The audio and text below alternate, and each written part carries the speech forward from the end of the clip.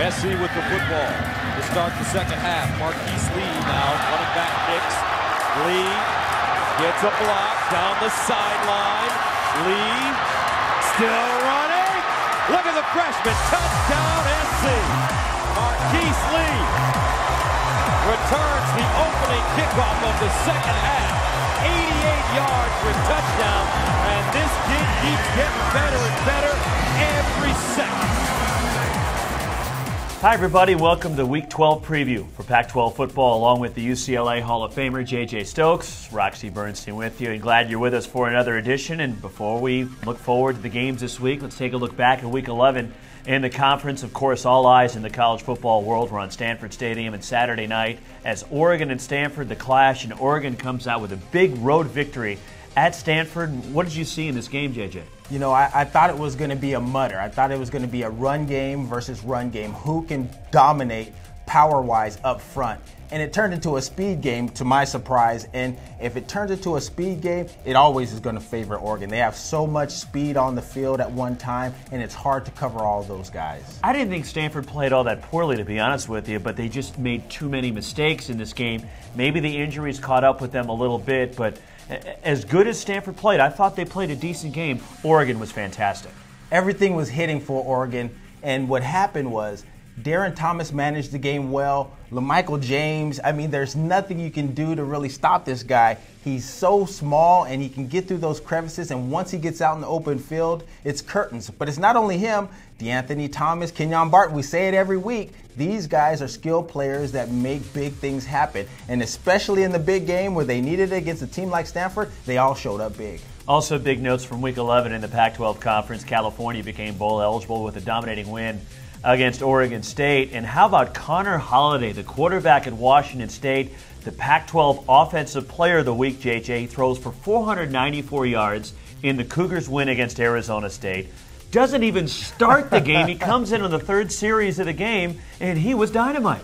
It's fantastic what they've done, because once it was Lobestall, now it's Connor coming in. And how many quarterbacks do they have out there? But whoever steps in seems to be able to get it done because they understand the offense and can distribute the football. Arizona State, that was shocking for me because their game was vital to them making it to a bowl game. And now things are going to get a little iffy now. They are dicey in the Pac-12 South, where three teams still, it's wide open, have a chance to win the Southern Division and play in the inaugural Pac-12 championship game coming up on December 2nd. You have UCLA, you have Utah, and you also have Arizona State. All three teams still vying to represent the South and be the South Division champion. Who do you like? You know, Arizona State, their last two games are at home. They play Cal and Arizona. I think you would have to favor them. They're a different team at home. We saw what they did against USC earlier on in the year when they played aggressive. And it more so had to do with them playing at home, feeling comfortable at their home field. All right, let's take a look at the games for Week 12 in the Pac-12 Conference, and a lot of eyes will be on Eugene, Oregon, Autzen Stadium. 5 o'clock kick, Saturday night, ABC national telecast.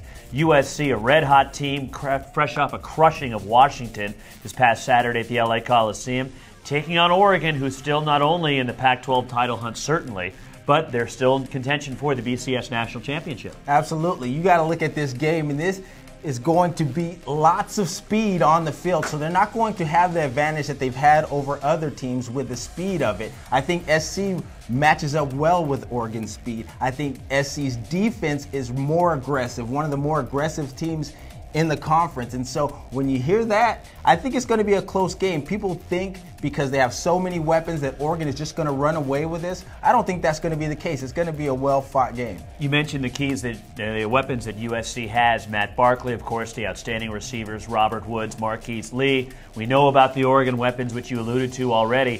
What do you think is going to be the big factor and the big key in this game? You know, can USC run the football like they did a week ago against the University of Washington? Can Curtis McNeil have that big game? He was dominant against the University of Washington. Can he have that same domination against an Oregon Ducks defense?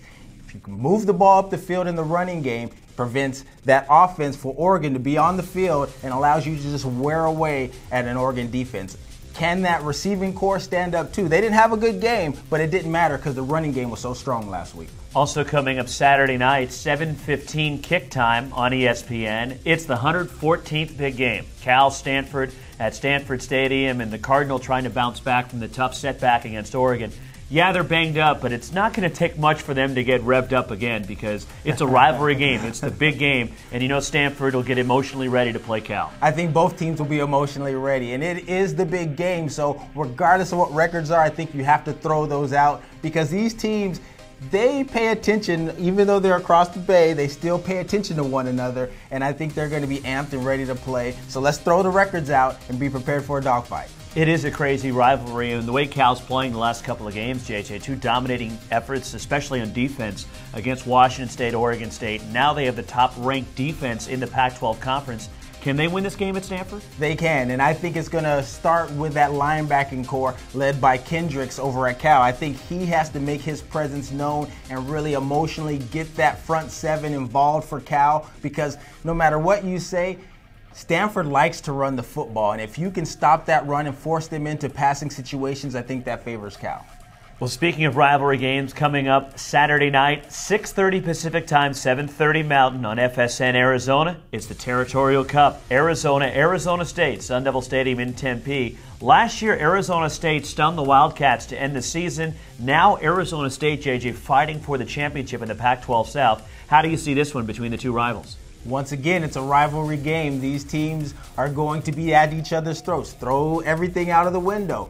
Can Arizona use their passing game to get it done? They haven't had a running game thus far this year.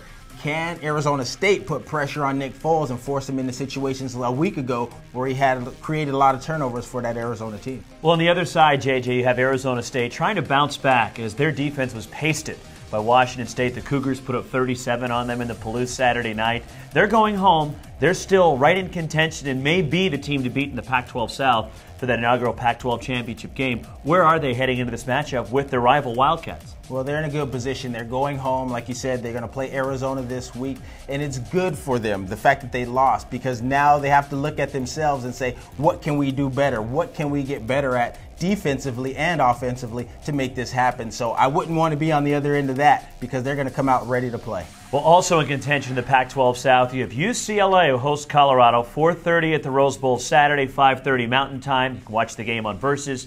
Now, UCLA, the only team, JJ, in the South that is in control of their own fate. If they win their last two games, they beat the Buffaloes on Saturday, and they beat USC in the crosstown rivalry, they're in the inaugural Pac-12 championship game. Where are the Bruins at heading into this matchup with the Buffaloes? Well, they're going to have their hands full this week against the Buffaloes. They've already shown that it's hard for that defense to stop the run, and this week they face Rodney Stewart, Colorado, guy that runs for 181 yards and 3 touchdowns. So they're going to have their hands full. Same type of runner, short, can hide behind the offensive line and make those breaks and get out into the open. Can that UCLA defense stop him?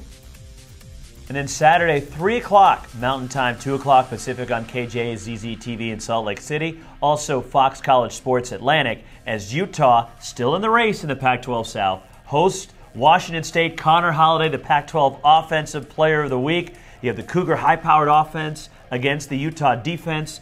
That's a really good matchup with those two sides going at it. It is, and you have to look at the fronts for both teams. Can that Utah offensive line stand up and make it a running game so that John White can rush for over 100 yards? Because that correlates to victories in this case. We all know that. He has 600-yard games, and they have 6 wins. So can they control the line of scrimmage offensively and defensively? Can they put pressure on Connor? Can they get to him and ruffle his feathers just a little bit so that they can win the game?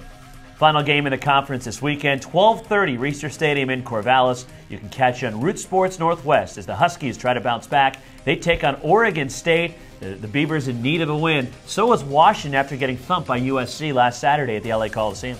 Yeah, Washington didn't have a good game against USC. The running game with Chris Polk was non-existent. Keith Price was non-existent. That was more due to USC's defense. Can Oregon State's defense stand up and do the same thing? You got to stop one of them. It's hard to stop both. I'd say stop Chris Polk. Well, that'll do it for a Week 12 preview of Pac-12 football. Keep in mind, we're just over 2 weeks away from the inaugural Pac-12 championship game coming up Friday night, December 2nd. So for JJ Stokes, Roxy Bernstein, thanks for tuning in. Enjoy your football weekend. This has been your Pac-12 football preview.